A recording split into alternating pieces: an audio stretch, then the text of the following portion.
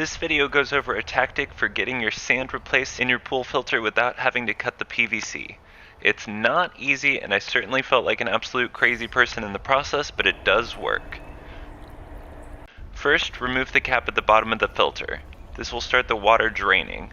This can take a long time, so do that before anything else. Next, cut the power to the filter. Sweet, power is off. Now the fun begins. Remove this part of the filter so you can access the tank. Be sure to keep the parts you remove handy. The tactic boils down to forcing the top of the filter up and having it rest on the side of the tank. My logic here for trying this was if it ended up breaking any of the PVC, I'd have to resort to cutting and replacing the PVC anyway, so I may as well try it. Alright. As soon as this is done, you'll want to cover the long tube in the middle of the tank so nothing gets into it. I used Glad wrap and a rubber band for this. Alright, it's set up for wet mode, so let's give this a go. Then it's time to just vacuum up sand like crazy. This tank holds 250 pounds of sand, which with water weight and all that junk collected in it over the years is way more than 250 pounds. So at this point we're just trying to get as much out as humanly possible so we can get to the next stage. This video clip isn't just for your benefit. The light and video screen were actually really useful for being able to see where I was vacuuming. If you aren't really sure where your hose wound up, give this a try. You'll notice that the O-ring has wound up at the bottom of the tank. This fell in when I first moved off the top part of the filter. If this happens to you as well, fishing it out with a coat hanger works great. I can't quite get the O-ring out yet, so I'm just resting it in the middle part since it's covered, but realistically I could just cut it since we'll be replacing the O-ring anyway. Kind of 6 of 1. Either way, it's back to vacuuming. One thing I found incredibly effective was that when I forced my arm in, I could guide the head of the hose around it and vacuum up a lot more sand much faster. This wasn't particularly comfortable, but it works really well. The shop vac is pretty full, so that's round 1. Conveniently, I need some sand to start leveling out some pavers I've arranged around my fire pit, so I'm just going to dump my sand there. Be sure to also clean out the hose itself, because it's likely quite full at this point. Okay, round 2. The filter's lighter now, so we're able to pull the filter slightly further out to make the next round of sand gathering notably easier. Alright, I was able to move the filter over enough that this is off all the way to the side now, so I was able to get this piece out finally, and I have much better access to the sand now. I can actually look in and see it without having to use the camera's way to see everything. I'm actually pretty darn far down there. That's pretty sweet. After dumping out the second round of sand, the tank is now light enough to move down and out by angling it at the base.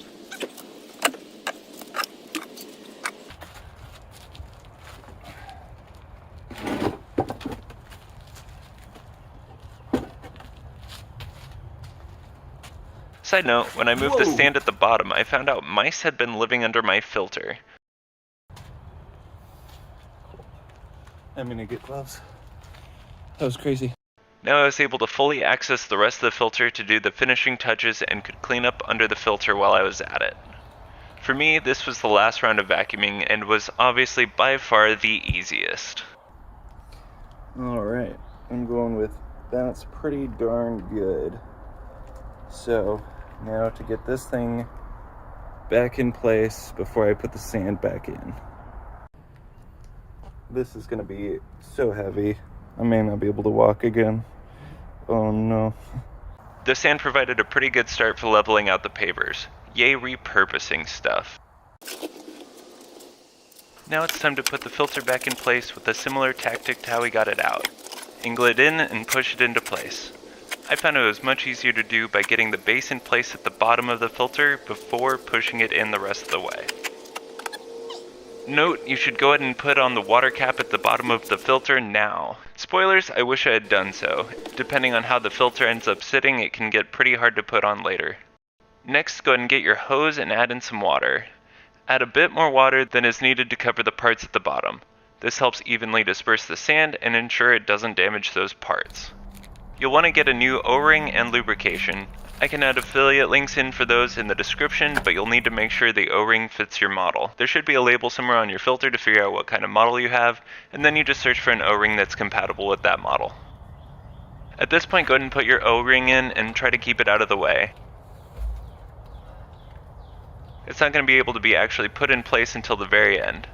I used a PVC pipe to keep it out of the way, and I used a plank of wood to prop up the top of the filter so I could pour the sand in more easily. Be sure to only use pool filter sand.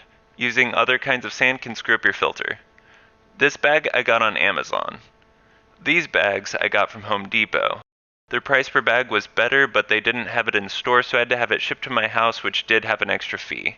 Conveniently though, the price still worked out favorably and I was able to get some other stuff brought to my door. So that option may or may not be worthwhile based on how many bags you need and if you need anything else. After some trial and error, I found it was easiest to pour in the sand by opening a hole on the side of the bag to pour it out like a spout. Once the sand's in, rinse off everything so nothing gets into that center pipe before removing that protective cover. Also go ahead and reach in and distribute the sand as best you can by hand. Don't forget to remove whatever was keeping your O-ring out of the way and get it in place as well. Okay, now that my hands are rinsed and this stuff is all rinsed, take off the cover and let's do it. Let's put this on. Once the top of the filter is in position, you'll need to force it into place to clamp it shut tightly. I just sat on it and that works great. Easy solutions are often the best ones, right?